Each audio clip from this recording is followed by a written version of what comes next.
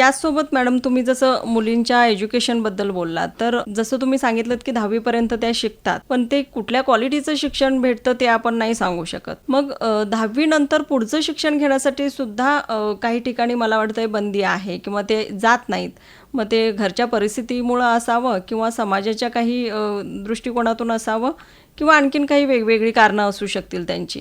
तर याच्यासाठी आपल्याकडून काही प्रयत्न अजून व्हायला हवेत असं वाटतं का? म्हणजे मुलींचं शिक्षण वाढावं, त्यांनी पुढचं शिक्षण घ्यावं यासाठी. खरं सांगायचं तर मी एक सिंगल गर्ल चाइल्ड आहे, म्हणजे मला भाऊ नाही, बहीण नाही.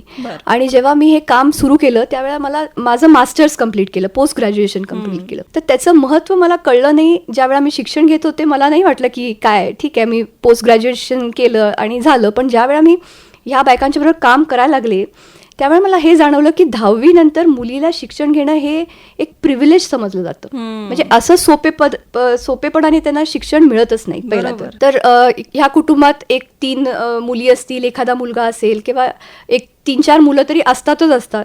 त्यातल्या मुलाला मात्र शिक्षण दिलं जातं, कारण मग पुढं तो वारस असणार, तो त्या लोकांना बघणार, ह्या दृष्टिकोनातनं त्याला शिक्षण दिलं जातं. बरोबर. पण मुलींचं शिक्षण हे अनफॉर्च्युनेटली अजूनही जेवढं व्हायला पाहिजे तेवढं होत नाहीये. तर मग 10वी नंतर ह्या मुली करतात काय?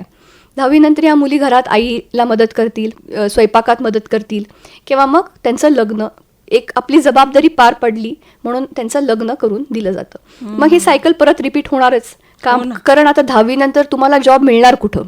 तुम्हाला तर स्किल्सही नाही आहेत. मग हे ह्या कुटुंबातला जो प्रॉब्लेम आहे हा आता लग्न झाल्यानंतर त्या कुटुंबातही रिपीट होणारच. तर मुलींचं शिक्षण हे अजूनही एक मोठा प्रॉब्लेम आहे आणि त्याला मला वाटतं की एक वेगळ्या पद्धतीने आपल्याला अप्रोच करायला पाहिजे की मुलींनाही तुम्ही शिकवा, मुलींचंही तुम्हाला पुढं जसं तुम्ही मुलांना प्रोत्साहन देताय तसं मुलींनाही तुम्ही प्रोत्साहन द्या आणि त्याच्यामुळे तुम्ही एक पूर्ण कुटुंबाचं भविष्य बदलू शकाल.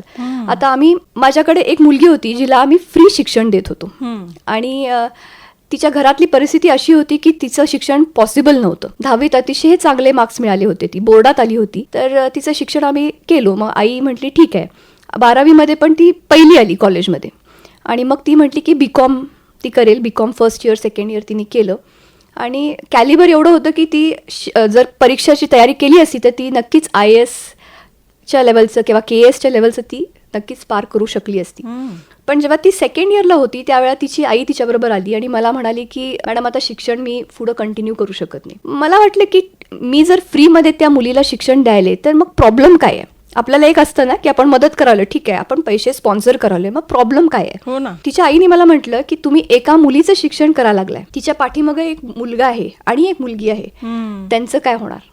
आणि त्यावेळेला माझी संस्था एवढी मोठी नव्हती की मी ठीक आहे चला सगळ्यांचं शिक्षण करू असं म्हणण्यासारखी माझीही परिस्थिती नव्हती.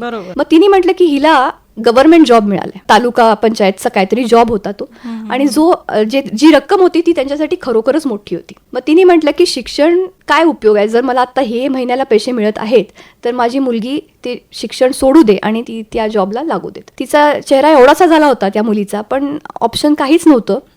ती शिक्षण सोडली. म्हणजे ह्याचा अर्थ असा नाही की मी याच्यात ठीक आहे मग मी एका मुलीचं शिक्षण करते म्हणजे माझं काम संपलं नाही. तर हे अप्रोच जे आहे ते त्यावेळेला मला कळलं की हे असा अप्रोच होऊ शकत नाही की कोणीही म्हटलं की आम्ही डोनेशन देतो, आपलं काम संपलं नाही, ते डोनेशन दिलं एक भाग झालं, खरं ते पूर्ण करणं हा सगळ्यात मोठा प्रॉब्लेम असू शकतो मुलींसाठी एस्पेशली.